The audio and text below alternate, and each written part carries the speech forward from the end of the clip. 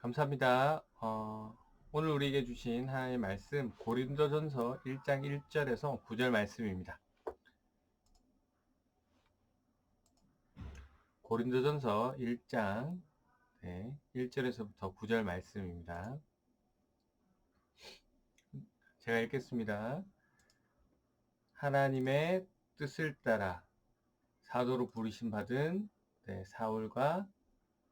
바울과 형제 소수데레는 고린도에 있는 하나님의 교회 곧 그리스도 예수 안에서 거룩하여지고 성도라 부르심을 받은 자들과 또 각처에서 우리의 주 곧 그들과 우리의 주 대신 예수 그리스도의 이름을 부르는 모든 자들에게 하나님 우리 아버지와 주 예수 그리스도로부터 은혜와 평강이 있기를 원하노라.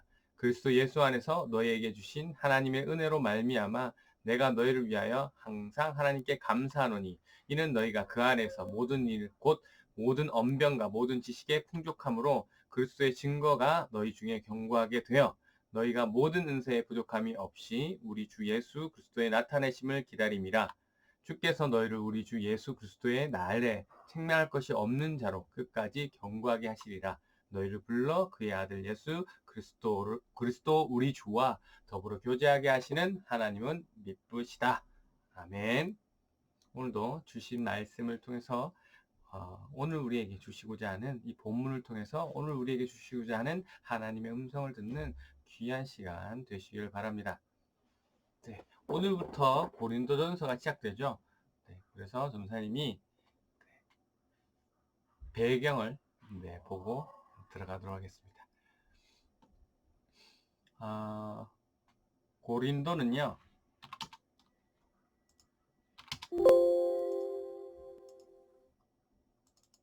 네, 감사합니다.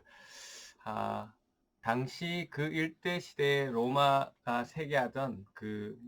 세계를 통치하던 로마 시대입니다. 네, 고린도의 배경은 고린도라는 도시의 위치는 이제 배들이 왕래를 많이 할 수 있는 그러한 항구 도시예요. 네, 그래서 당시 세계를 다스리던 로마의 큰 도시들이 참 많아요. 많은데 이 고린도는 네 번째로 큰 도시에 속할 만큼 아주 큰 항구 도시입니다. 네. 인구 60만 명이라고 하네요. 60만 명의 큰 도시였습니다. 네.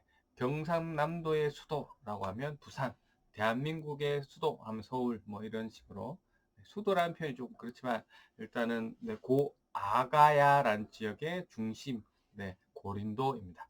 자, 배들이 왕래를 많이 한다는 것, 그것이 그만큼 뭐가 활발합니까? 네, 돈이 많이 왔다 가겠죠. 상업이 발달했다는 것을 알 수가 있습니다. 상업이 발달했으니까 다양하고 많은 사람들이 왕래하였을 거고 그만큼 다양한 문화들이 존재하겠죠. 그리고 그 문화들이 다 섞이면서 난잡하고 아주 문란한 도시. 그래서 고린도 도시는 그러한 도시들이다. 우리가 익히 알고 있는 그리스 신화, 그리스 신전 다 고린도 지역에 있습니다.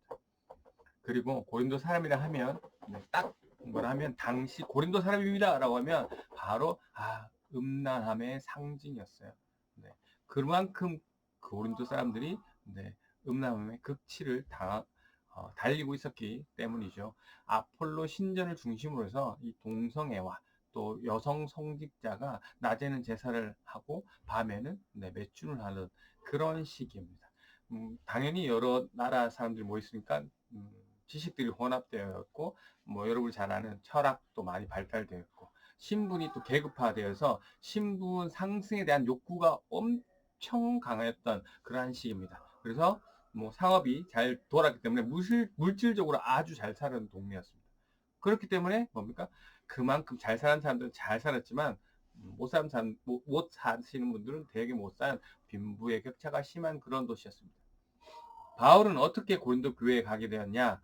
사도행전에 보니까 2차 전도여행을 복음을 전하다가 데살로니가에서 쫓겨나고 또 베레에서 쫓겨나고 또 아덴에서 쫓겨나서 고린도로 도착하게 됩니다. 그래서 고린도에 가니까 먹을 것도 없고 당장 뭐 할 게 없으니까 어떻게 됩니까? 여기서 누구를 만나죠? 네, 아굴라와 브리스길라 부부를 만나는데 이 부부 역시 네, 당시 로마 황제의 명령에 따라 로마에서 쫓겨나서 고린도로 오게 돼서 네, 이들이 만나서 함께 텐트를 만든다라는 공동의 직업을 그걸 통해서 엮이게 되고 그리고 이들이 함께 교제 나누면서 네, 고린도의 처음 교회가 시작됩니다. 네. 어, 바울이 1년 6개월 동안 이 고린도에 머물잖아요. 그래서 여기서 사역하면서 열심히 사역하고 고린도 교회 성도들을 가르쳤는데 이제 당시에는 네, 복음을 들어야 될 사람들은 너무 많은데 이 복음 전파자들이 거의 극소수잖아요. 그래서 오늘날처럼 한 교회에 한 목회자가 한 곳에 오래 있는 그런 시스템이 아니었습니다. 그래서 바울도 1년 6개월 만에 또 그 다음 사역지 에베소로 이동하게 되죠. 그런데 에베소에 있다 보니까 뭐가 됩니까? 고린도 교회에 문제가 생기기 시작합니다. 네, 문제가 생기게 합니다. 네, 미안합니다. 갑자기 이상하게 돼서 네, 고린도에 문제가 생기기 시작해요. 그래서 문제가 생기는데 이 문제를 전해 들은 바울은 고린도 교회 성도들에게 편지를 씁니다. 이 내용이 고린도 전서가 됩니다. 고린도 교회에 대한 문제에 대한 정확한 대답을 이제 본인이 이제 가르치는 자였으니까, 네, 지도자였으니까, 네, 답을 해줘야 되기 때문에 이 본문의 내용, 이 고린도전서의 전체적인 내용은 네, 어, 질책과 네, 야단의 내용입니다. 네, 이렇게 그 내용을 써서 사람을 시켜서 편지를 보냈는데 한참을 지내도 고린도 교회에 대한 소식이 들리지 않으니까 바울이 걱정을 합니다. 아, 내가 너무 질책만 야단만 썼나? 고린도 교회 어떻게 되었지? 걱정하고 있는데 마침 신부를 보낸 사람이 돌아오죠. 그리고 그 편지를 읽은 후기에 대해서 알려주는데 바울의 편지로 인해서 고린도 교회 회개 역사가 일어나고 네, 다시 하나님을 온전히 잘 믿게 되었다는 소식을 듣고 바울이 너무 감사합니다. 너무 감사해서 또 편지를 씁니다. 그래서 그 내용이 고린도 후서가 되죠. 그래서 이번엔 톤이 어땠을까요? 네, 너무 감사하고 하니까 네, 따뜻한 위로로 너네 잘하고 있어. 앞으로 잘할 거야. 라는 그런 내용으로 고린도전서, 고린도 후서가 있습니다. 배경은 이 정도로 하고요. 오늘 본문으로 바로 들어가겠습니다. 1절 말씀입니다. 하나님의 뜻을 따라 그리스도 예수 사도로 부르심을 받은 바울과 형제 소스데네는 여기서 바울은 자신을 무엇으로 소개하고 있습니까? 네, 보시면 사도로 밝히고 있습니다. 네, 바울이 신약 성경에 반을 썼잖아요. 네, 근데 어떤 편지에는 자신이 인사할 때 사도라고 밝히고 또 어떤 편지에는 사도라고 밝히지 않고 있습니다. 왜 그렇게 했을까요? 자신을 사도라고 밝힌 것은 네, 어, 밝히지 않은 것은 뭐냐면 그 그룹이 그 편지를 받는 그 그룹이 이미 바울을 사도로 인정하고 있기 때문에 전혀 문제가 없었기 때문이고 지금 이렇게 사도라고 밝히고 있는 성경들은 편지들은 뭐냐면 네, 바울을 사도로 인정하지 않는 사람들이 존재했던 그런 그룹이 있었기 때문에 그렇습니다. 당시 사도라는 것은 네, 여러분도 잘 아시겠지만 예수님에게 직접 가르침을 받은 그 12명만을 부르는 호칭이었습니다. 그런데 따지고 보면 사도 바울은 예수님에게 직접 가르침을 받은 사람은 아니죠. 그래서 그 복음을 듣는 사람들이 바울의 네, 그 자격에 대해서 네, 의심하기 시작하고 또 이야기하기 시작합니다. 그래서 뭐 사람들이 사도도 아니다. 뭐 할 게 뭐가 중요하냐. 그냥 복음만 잘 전하면 될 거 아니냐. 이렇게 생각할 수도 있습니다. 그러나 네, 바울은 꼭 자신을 네, 사도라고 밝힙니다. 왜 그럴까요? 예를 들어 볼게요. 제가 네, 열심히 복음을 전했어요. 네. 그래서 그런데 이제 그런 소문이 돕니다. 이 양변호사 보니까 신학교를 안 나왔던데, 신대원을 안 나왔던데, 아니면 뭐 이단 출신이던데 이라는 루머가 돌기 시작하고 이랬을 때 어떤 이야기가 나왔을까? 지금까지 열심히 전했던 저의 복음의 메시지가 훼손될 가능성이 있죠. 네. 바울은 자신을 위해서 자신을 사도라고 이야기하지 않았습니다. 자기가 피땀 흘려 눈물 흘려 그 열심히 전했던 그 복음이 혹시나도 자신의 사도성에 대한 문제로 인해서 그 복음이 훼손될까봐, 네, 사도로 하나님의 뜻을 부름에 따라 예수님의 사도로 부르심을 받았다는 얘기를, 네, 하게 된 것입니다. 이렇게 이해하시고, 네, 넘어가도록 하겠습니다. 2절 말씀입니다. 2절 고린도에 있는 하나님 교회 곧 그리스도 예수 안에서 거룩하여지고 성도라 부르심을 받은 자들과 또 각처의 우리 주 곧 그들과 우리의 주 대신 예수 그리스도의 이름을 부르는 모든 자들에게 라고 말씀하고 있습니다. 네. 바울이 지금 누구에게 편지를 썼다고 지금 나와 있습니까? 네. 고린도에 있는 무슨 교회? 하나님의 교회. 네. 고린도에 있는 하나님의 교회가 뭐죠? 네. 뒤에 나와 있죠? 그리스도 예수 안에서 거룩하여지고 성도라고 부르심을 받은 자들. 그리고 또 각처에서 우리의 주 대신 예수 그리스도의 이름을 부르는 모든 자들을 뭐 한다고요? 성도, 아니 하나님의 교회, 고린도에 있는 하나님의 교회라고 지금 바울이 부르고 있습니다. 맞죠? 다시 한번 잘 보세요.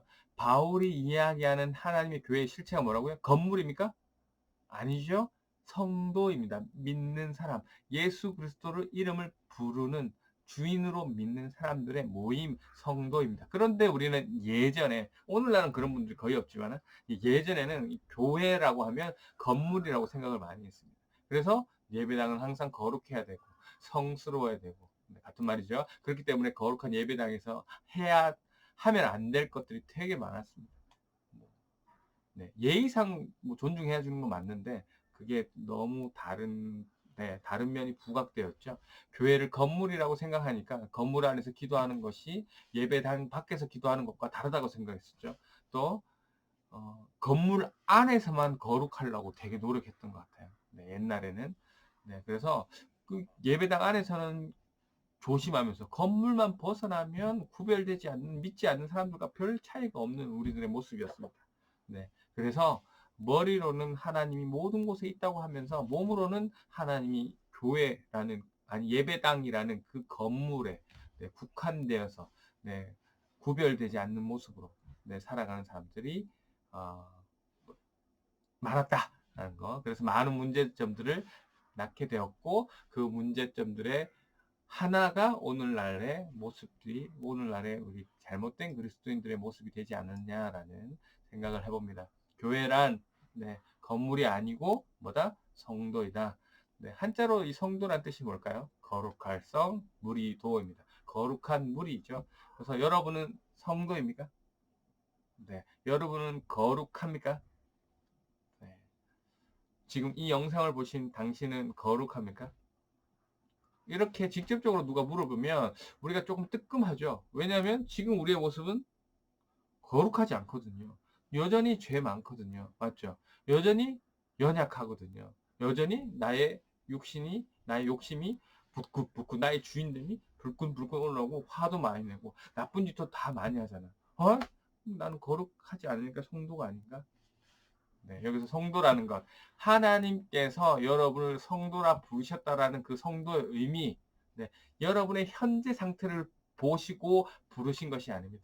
나중에 완성될 여러분의 모습을 보시고 하나님께서 여러분을 성도로 부르신 겁니다. 네, 다시 말하면, 네, 이 성도라는 단어의 의미에는 너희를 앞으로 나중에 미래에 완전하게 만들 것이다 라는 하나님의 의지가 들어가 있는 말입니다. 네. 우리의 의지, 우리의 생각이 아니라 하나님의 의지가, 하나님께서 부르셨기 때문에 하나님께서 이끄시는 그 의지가 들어있는 단어 성도입니다. 그래서 누군가 여러분에게 당신은 성도입니까? 거룩하십니까? 라고 물으면 하나님 때문에 거룩합니다. 하나님이 부르신 성도입니다. 라고 대답하셔야 됩니다. 네. 그래서 우리가 그러한 정체성을, 네, 놓치면 안 될 것 같아요. 여전히 그러나 우리는, 네, 주님 다시 오시기 전까지는, 네, 완성되어 가야 할 네, 죄인이죠. 많이 부족한 사람. 네, 3절입니다.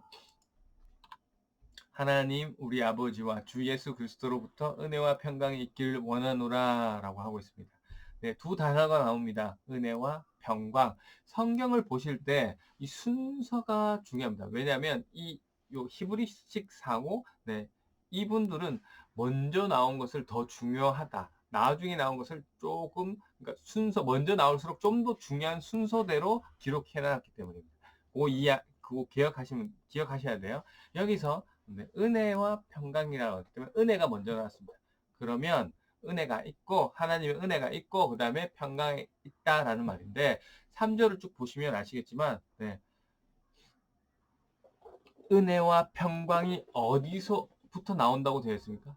네, 성부 하나님과 그리고 성자 예수님으로부터 은혜와 평강이 있기를 원한다라고 지금 말하고 있죠. 네. 우리가 평소에 은혜라고 하면 은혜는 누가 주시는 겁니까? 하나님이 주신 거라 바로 딱 인식하잖아요. 그거는 그렇게 사용해 왔는데 지금 평강도 누가 주시는 거라고요?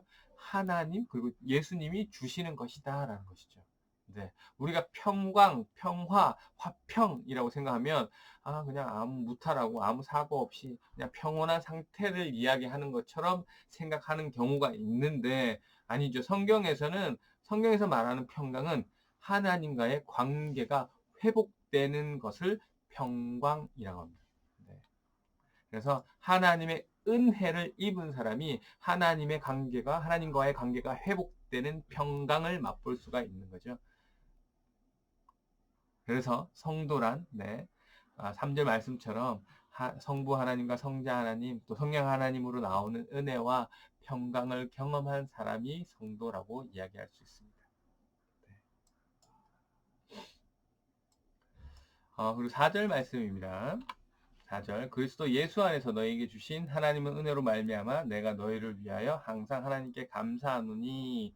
네, 사도 바울이 감사한다고 네, 고백하고 있는데 뭐를 감사한다고 하고 있죠? 너희에게 주신 하나님의 은혜로 말미암아 너희를 항상 감사한다라고 말씀하고 있습니다.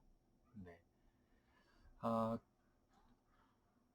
뒤에 나타난 네, 고린도 교회의 편지를 쓴 이유가 뭐죠? 뒤에 여러 문제들이 많이 일어났기 때문에 네, 바울이 이 문제에 대한 질책으로 이 편지를 썼지만 네, 바울은 그 질책에 앞서 너희가 하나님의 은혜를 입은 자들임을 먼저 상기시키는 내용을 이렇게 기록하고 있고요. 또 5절에서 7절까지 말씀 보면 이는 너희 읽을게요. 잠시만요. 자, 이는 너희가 그 안에서 모든 일, 곧 모든 언변과 모든 지식의 풍족함으로 그리스도의 증거가 너희 중에 견고하게 되어 너희가 모든 은사의 부족함이 없이 우리 주 예수 그리스도의 나타내심을 기다림이라.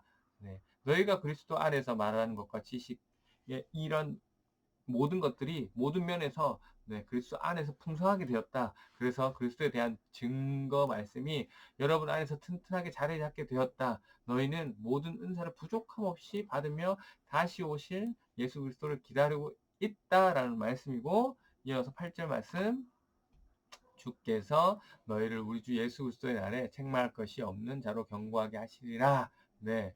주 예수 그리스도의 날이 언제입니까? 주님 다시 오시는 날이죠. 재림 때죠. 그 날에 책망할 것이 없는 자로 끝까지 경고하게 하시리라. 네. 주님 다시 오시는 날 예수님께서 책망할 게 없는 사람이 되게 할 것이라는 축복을 지금 하고 있잖아요. 그러면 지금은 어떤 사람이랍니까? 네. 당연히 책망할 것이 많은 부족한 사람이라는 것이죠. 네, 누가요? 본문에서는 고린도 교회 그리고 말씀을 확대해서 성도들 네, 포함한 우리 모든 사람들 이야기하는 거죠. 네, 9절 말씀입니다. 네, 너희를 불러 그 아들 예수 그리스도 우리 주와 더불어 교제하게 하시는 하나님은 미쁘시다. 네, 미쁘시다, 신실하시다 라는 뜻이고요. 네, 오늘 본문의 내용 네, 간단하게 요약하겠습니다. 1절에서 3절까지는 바울이 고린도 교회에 대한 인사 내용이었죠. 그리고 4절부터 6절까지는 하나님의 은혜에 대한 감사와 감사 이유에 대해서 그리고 7절에서 9절까지는 바울의 소원과 확신에 대해서 이야기하고 있는데요. 오늘은 고린도전서의 서론을 이렇게 간단하게 보았습니다.